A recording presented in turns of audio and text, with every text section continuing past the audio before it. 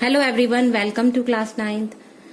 So today we are discussing the chapter 1 democracy in the contemporary world, which is related to political science. So here we are talking about the two tales of democracy. We are talking here about Salvador Allende, who was the former president of Chile and he was a leader of Socialist Party of Chile.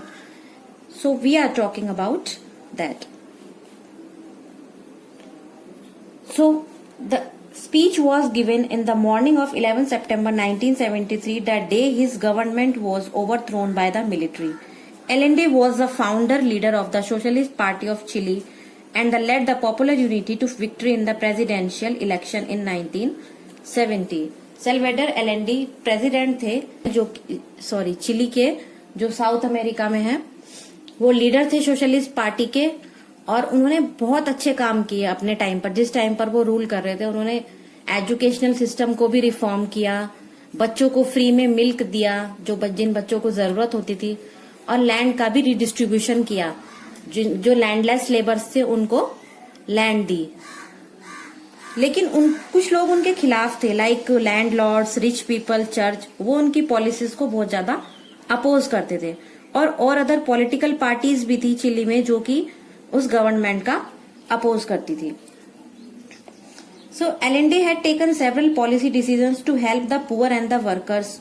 उन्होंने बहुत अच्छा काम किया poor लोगों के लिए और workers के लिए। बहुत सारी अच्छी अच्छी पॉलिसीज भी बनाई, लेकिन फिर भी लोगों ने उनका अपोज किया। तो जैसा कि मैंने आपको बताया, आपको डिटेल्स में बताया कि उनकी पॉलिसीज का सब अपोज करने लगे थे। तो ये सब देखते हुए वहां का एक मिलिट्री कूप हुआ, जिसमें कि सैनिक विद्रोह जिसे कि कहा जाता है 1973 में। सो मॉर्निंग 11 सितंबर 1973 में मिलिट्री आई और वहां पर उन्होंने डिफेंस मिनिस्टर को पहले अरेस्ट कर लिया जैसे ही वो अपने ऑफिस में आया, और उसके बाद उन्होंने एलेंडे को रिजाइन करने के लिए कहा, लेकिन एलेंडे ने रिजाइन करने से या कंट्री को छोड़ने से मना कर दिया।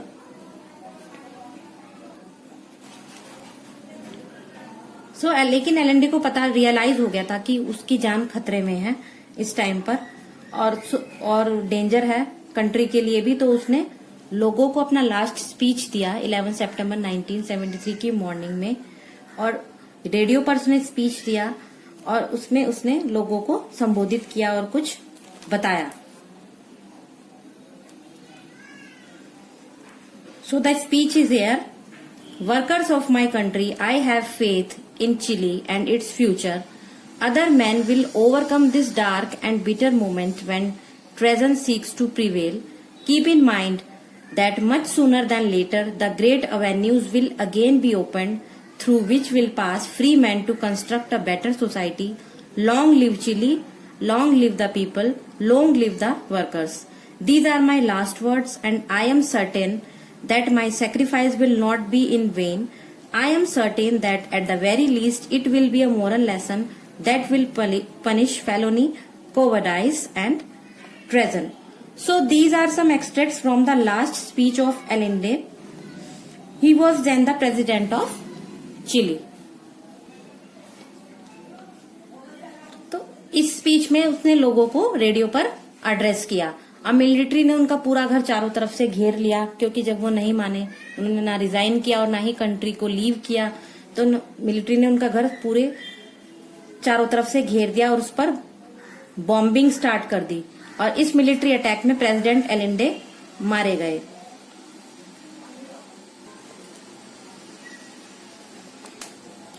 So what took place in Chile on 11 September 1973 was a military coup.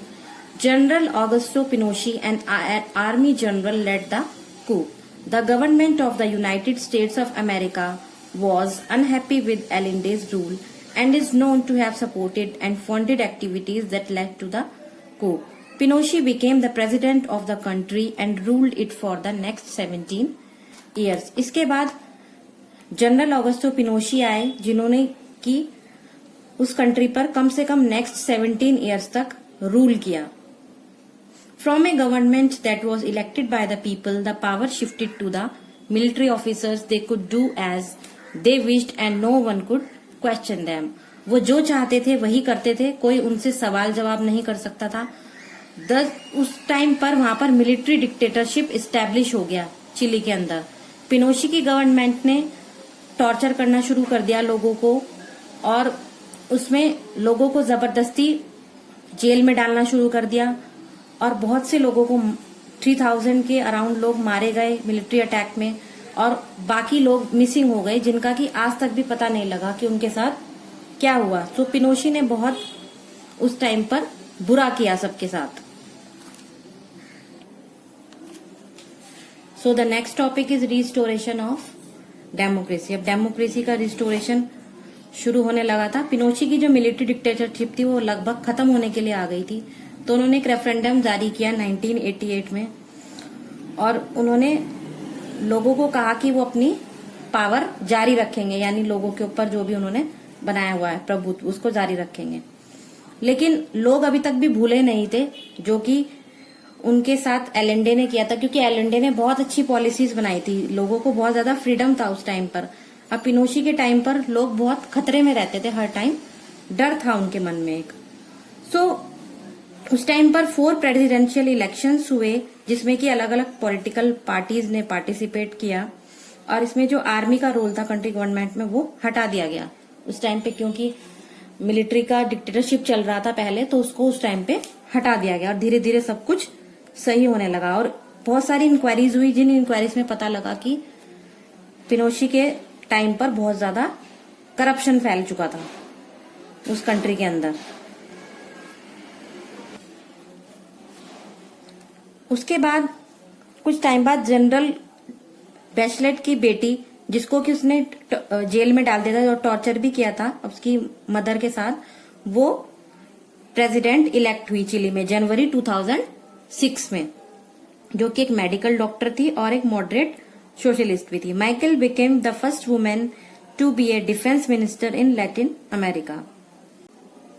Michael Bachelet, जो कि बहुत ज्यादा मुसीबतों से गुजरी थी उस टाइम पर, जब वो प्रेसिडेंट इलेक्ट हुई तो उसने एक विक्ट्री स्पीच दी, जिसमें कि उसने कहा, she is saying to her supporters, because I was a victim of hatred, I have dedicated my life to reverse that hatred and turn it into understanding, tolerance and why not say it into love. तो उसे बहुत ज्यादा खुशी हुई कि वो president elect हुई, और इस टाइम पर वो सभी काम करेगी जो बहुत अच्छे काम जो पहले हुए थे उसके फादर के टाइम पे, तो वो उन कामों को अंजाम देगी।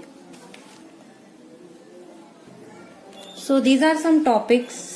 I hope you all understand that topics. So for the next topic we will meet in the next class. Till then, bye bye.